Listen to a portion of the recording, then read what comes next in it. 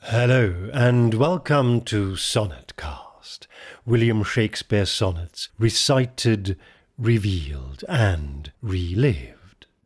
I am Sebastian Michael and this is Sonnet 15.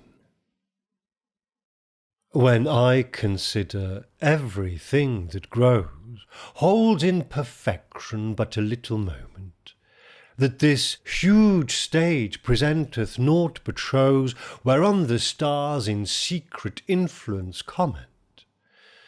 When I perceive that men as plants increase, cheered and checked e'en by the self-same sky, vaunt in their youthful sap, at height decrease, and wear their brave state out of memory, then the conceit of this inconstant stay sets you most rich in youth before my sight, where wasteful time debateth with decay to change your day of youth to sullied night.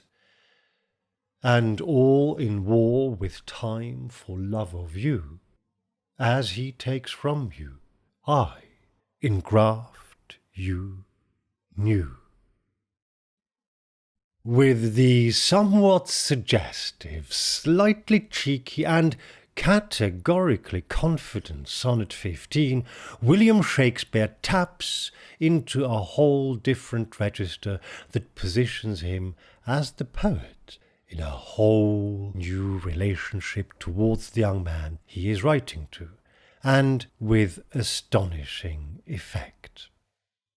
This is also part of a couple. 15 and 16 belong together, and we will look at them both together in the next episode. But here now, this is really about this complete change in register, change in tone. And what does the sonnet actually mean? When I consider everything that grows, when I consider everything that grows, when I look at everything that I see around me that has a tendency or an ability to grow because it is alive. Interesting little detailed note which you will only really become aware of if you read the sonnet. Some editors emend everything, which is written in 2 words in the original edition, in the quarto edition of 1609, to everything spelt in 1 word. But there is a subtle difference. Everything in 1 word is all things that exist, implying a mass of things, whereas everything in 2 words also means all things that exist, but makes it clear that we are talking about individual entities, here specifically things that can and do grow. And this will take on some significance imminently, as we shall see.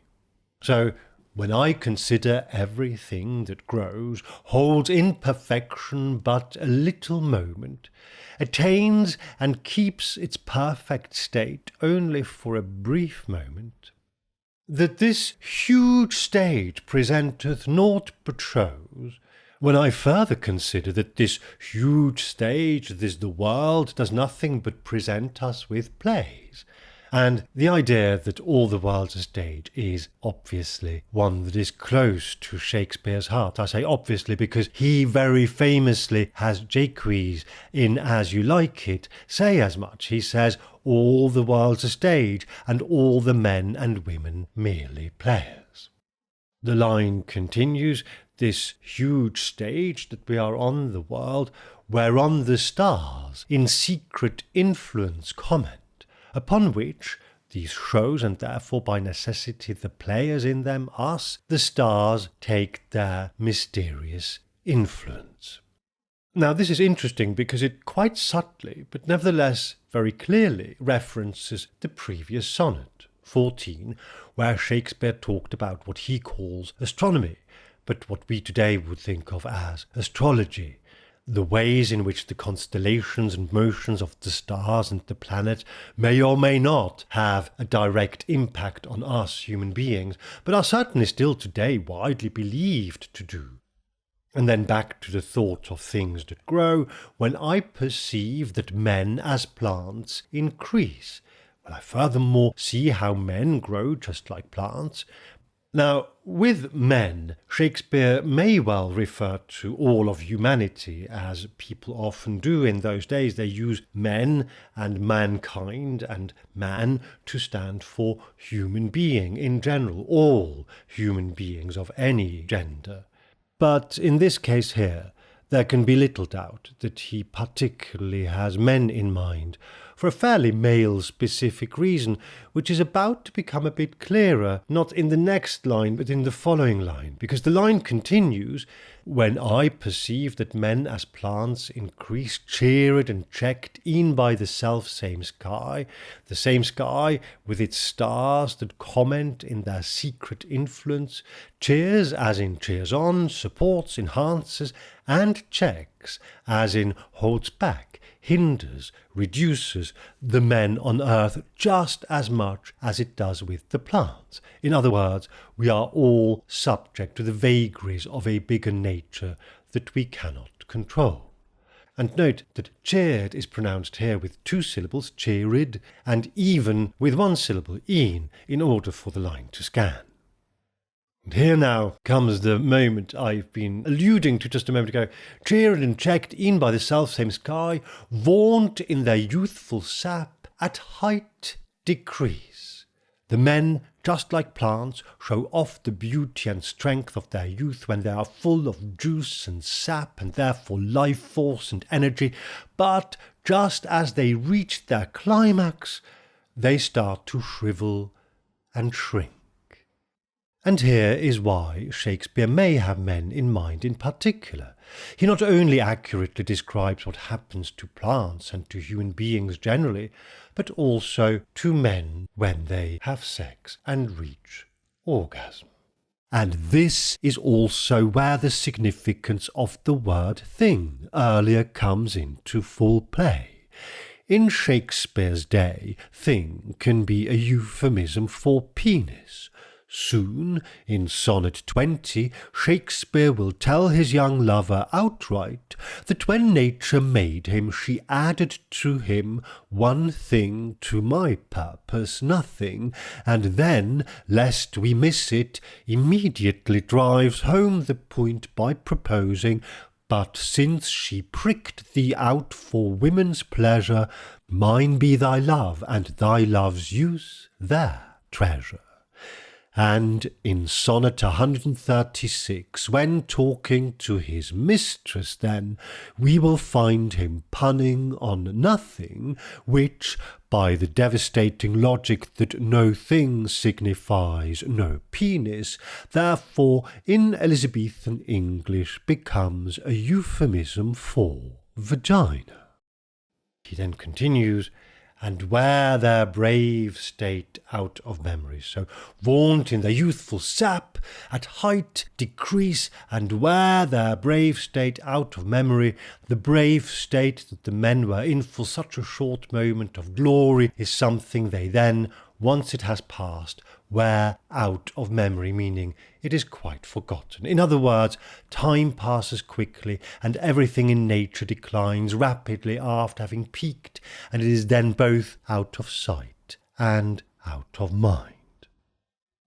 And brave here has a meaning more akin to strong and powerful rather than the courageous that today we largely associate it with. And this, incidentally, is one of these instances that I promised I would highlight for you, at least occasionally, where, strictly speaking, we would have to pronounce memory as memori to rhyme with sky. These discrepancies, as we noted early on in the podcast, stem from the way in which early modern English was pronounced differently to our English today, and also how Shakespeare's Stratford accent influenced his composition. Then the conceit of this inconstant stay. Then, when I have observed and considered all these matters, the idea or conception or thought of this short and unstable time we have on earth sets you, most rich in youth, before my sight, presents you on this stage in front of me in your full, rich bloom of youth, where wasteful time debateth with decay, And here on this stage of the world is where the character of time discusses with either the character of decay or just internally with decay as a phenomenon to change your day of youth to sullied night, how to turn your bright, glorious day of beautiful youth to the dark, sullied night of ultimate death. Sullied has all kinds of connotations, and I'm inclined to say that in view of what has just gone before, they are more than likely deliberate.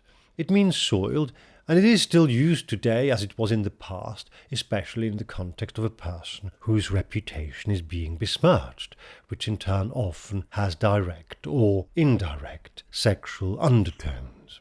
It is worth remembering, though, that night in Shakespeare's era for the vast majority of people and much of the time is a really glum period. There's no electricity, no gaslight, candles and fire and petroleum lamps have to be lit individually. They and their fuel are costly, and for about half the year, from the autumn equinox to the one in spring, these nights are long and often bitterly cold. So it need not surprise us that Shakespeare variously thinks of night as black, hideous, ghastly, and here sullied. And all in war with time for love of you, as he takes from you, I engraft you new. And as he, time, takes your youth and your beauty away from you, much as discussed and planned and conspired with his accomplice or instrument decay, I, absorbed completely in a war with time, give you new life by engrafting you. And the graft here takes us back to the analogy of the plants, where this is the technique by which you can give a plant a new branch and therefore a new lease of life. What Shakespeare means is that his pen, his writing, is rejuvenating the young man, or indeed preserving his youth, that it is his, the poet's writing, that can conquer time and decay. And we will look at this particular idea a bit more closely in just a moment, because it is so striking. We are with Sonnets 15 and 16, and I reiterate that they belong together, even though we are only looking at 15 here. We are nearing the end of the procreation sequence, and it is not certain whether this is because something is changing between the poet and the young man, or whether it is in fact the other way round. The poet knows his task is effectively coming to an end, and so he ups the ante once again. Some people would argue we don't even know whether the sonnets that follow the procreation sequence are addressed to the same young man, and we will discuss this question in a great deal more detail in a future episode. But whatever may be the case, what we get in Sonnet 15 is an amazing turn of events. This is the second time in the series so far that a couple of sonnets are strung together to form one argument. Sonnet 15 does stand up on its own, but it really only sets out the situation as it currently stands, with an ending that can, nevertheless, be accepted as the solution to the problem, wherein lies the exceptional audacity of this poem. Because the situation as it stands is that everything in the world grows, reaches a high point, and then from there on in declines, racing towards death. This is not what makes Sonnet 15 revolutionary, though. What does, at the very least within the course of poems Shakespeare is in the process of writing, is where he places himself in relation to the young man on the one hand, and the tone he adopts to do so on the other. Now, I regularly caution against reading too much into these sonnets, but there comes a point in every interpretation where it would seem churlish, so as not to say idiotic, to ignore the blatantly obvious. Shakespeare is being saucy. This is not in itself new or sensational. He's known from his plays to entertain his audience with bawdy jokes and innuendo when the opportunity offers itself, but this is the first time we hear it here in these sonnets, and the effect is certainly startling, especially because of the way this sonnet ends. It does not end with the by now more than just a tad familiar argument that the young man needs to make a child. It ends with me, the poet, William Shakespeare, declaring that I, in a war with time for love of you, the young man, have the power to give you new life. That is the message of this sonnet on its own. Unless and until we get to Sonnet 16, this is not a procreation sonnet at all. This is a sonnet in which a sonneteer is saying to the recipient of his words that it is these words, the writer's skill and devotion, that are by themselves capable of giving the young man a new lease of life when he needs it, which will be soon, because soon he will peak. This opens up two highly contrasting and in unequal measure exhilarating possibilities. Either William Shakespeare sets out from the start to write these two sonnets as a pair, and really the conclusion of this one is a downbeat one that more than for a full stop asks for an ellipsis at the end. Because I care for you, I am engaged in this struggle with time to help you beat the decay that befalls us all, but listen to what I have to say next, because clearly I am not going to get very far with this. That's one option. Or, and this is the other option that is available to us as an interpretation, William Shakespeare effectively gives up on his task of convincing the young man of the need to get married, and either deliberately or accidentally forgets what he is meant to be communicating to him, and more or less offers an alternative, which is, I, the poet, with my writing can make you stay young. And in view of what is soon to come, the ever more quickly approaching sensational Sonnet 18, it is tempting to welcome the latter of these two explanations for Sonnet 15, but it may yet be hasty to do so. Also, we have no proof whatsoever that what is to come really was written after these sonnets that we have already listened to and looked at. But it is a distinct possibility and absolutely not one that we can simply dismiss. Nor, as it happens, can we dismiss a third possibility, which is that William Shakespeare knows full well what he is doing, which is writing a sonnet that sounds like it's temporarily given up on the idea of convincing the young man to get married and have children. But fully aware that this is, after all, still his task, he then backtracks swiftly to effectively save himself and, in fact, the young man any blushes. Whichever way Shakespeare arrived at his tone for this Sonnet 15, it stands out. And this once again may or may not be significant. It is the second sonnet in the sequence to employ the more formal address of you, which then continues into Sonnet 16. Now, previously, when this happened, when Shakespeare switched from thou to you, we add the possibility that either consciously or subconsciously Shakespeare may be signalling that he is aware of his status in the world compared to that of the young man, and softens or mediates his much more personal and intimate language by creating a greater distance with this higher level of formality. You came into play when I, the poet, called the young man love, and dear my love, for the first time in Sonnet 13. Here now, in Sonnet 15, I, for the first time, suggest that my writing could have a greater meaning for you than just telling you to do things. In Sonnet 15 on its own, I am saying that it is my writing that I produce for love of you, that gives you new life, and the image I employ to do so is visceral, physical. I engraft you new. There is an almost disturbing element of intimacy to this when imagined in relation to a person. Listen to how the English Wikipedia page on grafting describes the technique. This is a quote. Grafting or grafted is a horticultural technique whereby tissues of plants are joined so as to continue their growth together. The upper part of the combined plant is called the scion, while the lower part is called the root stock. The success of this joining requires that the vascular tissues grow together, and such joining is called inosculation. End quote.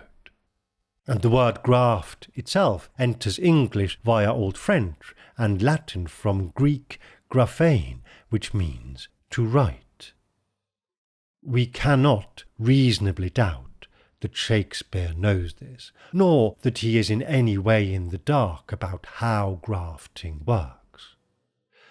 What Shakespeare is telling the young man is that he and the young man, through his own writing, can grow together and thus find a way of conquering everyone's common adversary, time.